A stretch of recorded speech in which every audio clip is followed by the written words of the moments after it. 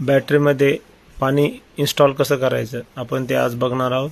बघा, या बॅटरीचं पूर्ण पाणी संपलेलं आहे। त्यासाठी एक कॉइन घेऊन आपण सर्व प्रकारचे झाकणं हे खोलून घेणार आहोत। त्यानंतर कंपनीचंच पाणी बॅटरीमध्ये टाकणार आहोत, साधं पाणी टाकणार नाही।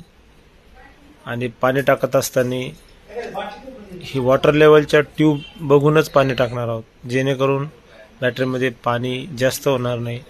आणि पाणी जास्त झालं की पूलला कार्बन येतं, त्यामुळे पाण्याची लेवल टाकत असताना आपण त्या पोलवर लक्ष ठेवू आणि त्याच पद्धतीने पाणी टाकणार आहोत।